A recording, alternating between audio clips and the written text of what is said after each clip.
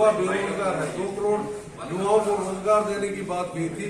आज अगर इनकी नौजवान बेरोजगार नहीं होंगे, जबकि ये आज जिस करता हूं कि लोकतंत्र की रक्षा के लिए, भारत के संविधान की रक्षा के लिए, नाउम्मीदों की उम्मीद को जगाने के लिए, और जिस प्रकार से काजी निजामुद्दीन जी ने विधायक रहते हुए विधानसभा में प्रखरता से पूरे हरिद्वार जिले के साथ साथ मंगलौर की तमाम समस्याओं का निराकरण किया, उस बात को दोबारा पटरी पर लाने के लिए उन्हें भारी बहुमत से सब लोग जिताएं। ये अपील मैं मंगलौर के सम्मानित मतदाताओं के सामने करता हूं।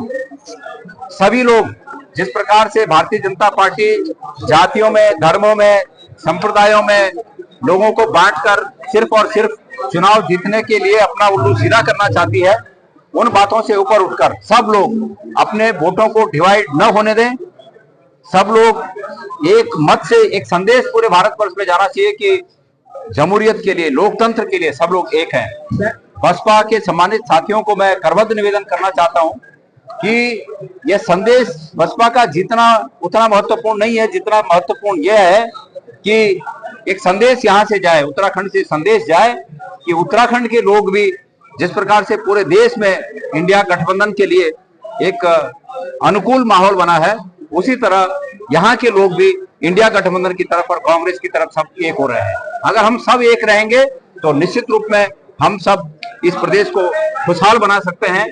इस प्रदेश में जो भ्रष्टाचार करने वाली भारतीय जनता पार्टी की सरकार है, आगे आने वाले समय में हम उस सरकार को उखाड़ सकते हैं अगर हम एक रहे तो। इसलिए सभी साथियों से इस समय दलों की बात नहीं है, बस 2 बातें हैं।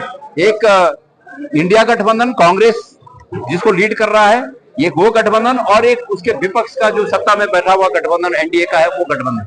तो मैं सबसे निवेदन करता हूं इस समय सब लोग एक होकर कांग्रेस के प्रत्याशी भाई काजी निजामुद्दीन को जाकर जो यहाँ की उत्तराखंड की बैठ सरकार चल रही है लंबे समय से, और जिस प्रकार का कुशासन चल रहा है, उसकी लड़ाई मजबूती से लड़ सके।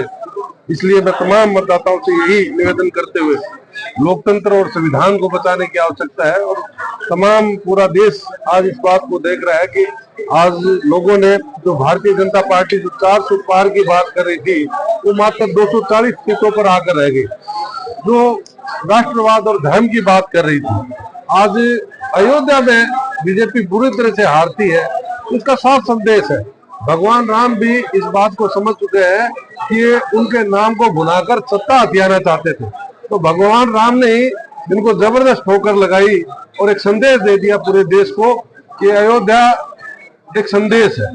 तो मैं तमाम मतदाताओं को यही कहूंगा कि आज जिस प्रकार से देश में केंद्र की सरकार होते हुए, स्पष्ट बहुमत होते हुए तीसरी बार सरकार बनी, उसके बावजूद भी किसान आज भी सड़कों पर आंदोलित है, संघर्ष कर रहा है, लड़ाई लड़ रहा है। बेरोजगार हमारा युवा आज भी बेरोजगार घूम रहा है।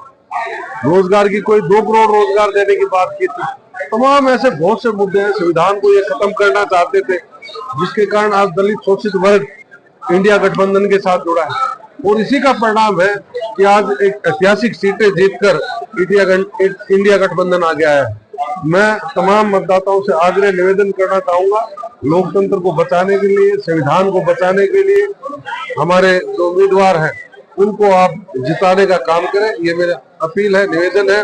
और मैं चुनाव आयोग से भी निवेदन करना चाहूंगा, निर्वाचन अधिकारी से भी निवेदन करना चाहूंगा कि वो निष्पक्षता से चुनाव कराएं, किसी के दबाव में, सत्ता के दबाव में, प्रशासन के प्रलोभन में नहीं आकर चुनाव कराए, ताकि निष्पक्ष चुनाव हो। क्योंकि यहाँ की लोगों का मन है कि वो अब की बार यहाँ कांग्रेस के उम्मीदवार को जिताएंगे, ये मेरा मानना है। Thank you.